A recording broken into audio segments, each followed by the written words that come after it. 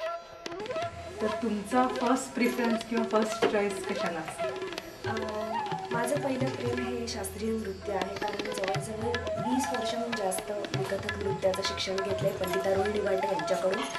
आणि खरं तर त्याच्यामध्येच मी करिअर करायला सुरुवात केली आणि अभिनय हे क्षेत्र अचानक माझ्याकडे आलं. पण ते आल्यानंतर सुद्धा त्याच्यातच मुख्य करिअर करायचं किंवा फुल फ्लेश त्याला वेळ द्यायचा असं मी ठरवलं नाही, कारण नृत्य हे माझं पहिलं प्रेम होतं आणि त्याची सुरुवात माझी झाल्या कारणाने मी पहिल्यापासून ठरवलं होतं की नृत्याशी तडजोड कुठेही करायची नाही. आणि त्यासाठी म्हणून मी केवळ मोजके चित्रपट केले जे मला समाधान देतील, जे वेगळ्या प्रकारचे असतील असे.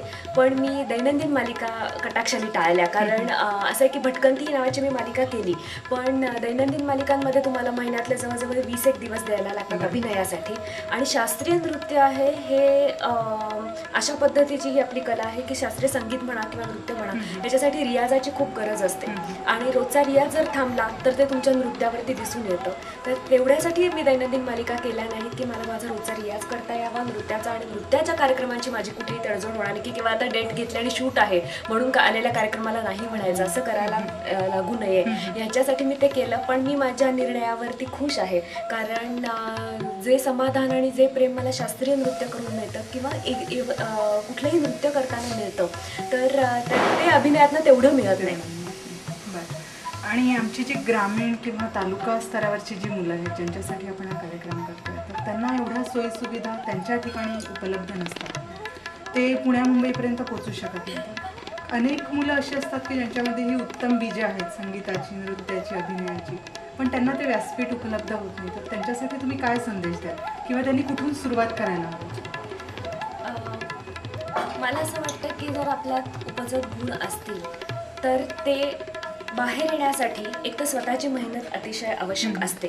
नशिबाचा 1% मी नक्की मानते यामध्ये, पण स्वतःची मेहनत खूप आवश्यक आहे. आणि अशी उदाहरणं आहेत की जे ग्रामीण भागातलं कलाकार मोठे झालेले आहेत आणि पुढे आलेले आहेत. म्हणजे आपण अण्णांचं जरी उदाहरण घेतलं, पंडित भीमसेन जोशी, त्यांच्यापासून आपण बघितलं तर त्यांचा प्रवास हा खडतर होता. त्यांनी सुरुवात ज्या प्रकारे केली आणि मग ते पुण्याला आले, ते पुण्याचे नाही आहेत. आणि त्याचप्रमाणे आपण मकरंदचं आत्ताचं अलीकडचं उदाहरण घेऊ की मकरंद अनासपुरे हा बीडमधनं आलेला आहे. बीड, बुलढाणा अशासारख्या ठिकाणी राहणारी लोक ज्यांना व्यासपीठ तसं मिळत नाही, पण तुमच्यात जर हुनर असेल आणि खरंच गुण असतील तर तुम्ही चमकता. आणि तुमची मेहनत जर असेल आणि चिकाटी असेल, कारण मकरंदचं हे मी नक्की उदाहरण देते प्रत्येक वेळेला, कारण मला माहिती आहे, मी त्याच्याबरोबर खूप काम केलेलं आहे.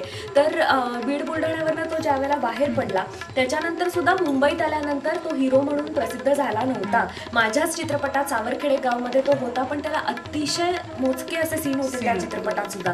जेव्हा कायद्याचा बोला रिलीज झाला तेव्हा तो सुपरस्टार झाला, पण त्यापर्यंतचा त्याचा जो प्रवास होता तो त्यांनी बॅकस्टेज आर्टिस्ट म्हणून सुद्धा मुंबईत काम केलेलं आहे. हे कोणाला माहीत नसतं. आजकाल एकदम सुपरस्टार झाला असं वाटतं, पण तसं नाही आहे. त्याच्यामध्ये त्याची मेहनत आहे, चिकाटी आहे. आणि हे जर आपण सगळ्यांनी लक्षात घेतलं, आजकालचं काय होतं की ग्रामीण पिढीच्या बाबतीत पण मला असं वाटतं कुठल्याही किंवा शहरातल्या मुलांचंही जरी घेतलं तरी त्यांना लगेच प्रसिद्धी हवी असते आणि ते जर नाही लक्षात आलं तर नैराश्य येतं लगेच.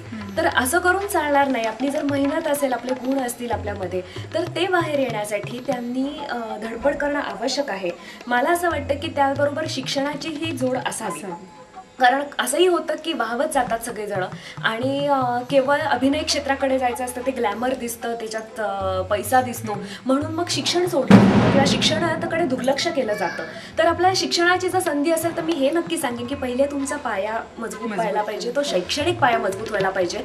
कारण अभिनय ही गोष्ट अशी आहे की ती कधी कधी तात्पुरती असते. म्हणजे तुमचा वयोमान कधी कधी त्याला अवलंबून असतं. तर पण शिक्षण ही गोष्ट अशी आहे की तुमचा अभिनयाचं उच्चांक तुम्ही गाठलात आणि एक काळ असाही येतो, एक स्टेज अशी येते की तुम्हाला कोणी ओळखत नाही त्यावेळेला किंवा काही विचारत नाही, त्यावेळेला सुद्धा तुम्हाला तुमचं शिक्षण उपयोगी पडतं. त्यामुळे मी हे नक्की पहिले सांगू इच्छिते की जर तुम्हाला संधी मिळाली तर पहिले तुम्ही शिक्षणाचा पाया मजबूत करा, व्यवस्थित आधी साक्षर व्हा आणि त्याच्यानंतर तुमच्यात हुनर असेल तर आता आपण हेही बघतो, आमिर खानचा आता नवीन एक पिक्चर आला पिपली लाईफ, त्याच्यामध्ये ज्यांनी काम केलं हे सगळे स्टेज आर्टिस्ट आहेत आणि ते सगळे गावाकडनं आलेली लोक आहेत. तर असं असल्यावरती तुम्हाला टॅलेंट असेल तुमच्यात तर तुम्ही नक्की चमकता. मेहनत तिची जोड नक्की पाहिजे आणि संयम पाहिजे, पेशन्स तुमच्यात नक्की पाहिजे. कारण हा पेशन्स असेल, पहिले आलेलं कुठलंही काम करत तुम्ही अनुभवाने समृद्ध होता, त्याच्यामध्ये कमीपणा नसतो. त्या फील्डशी संबंधित ते काम आहे ना, मग आपल्याला शिकायला भरपूर मिळतं. तर ह्याची तयारी ठेवा आणि युद्ध पातळीवरती स्वतःला झोकून द्या, तुम्हाला यश नक्की मिळेल. आमच्या मुलांसाठी तुम्ही तुमचा एवढा मूल्यवान वेळ दिला त्याबद्दल धन्यवाद. धन्यवाद.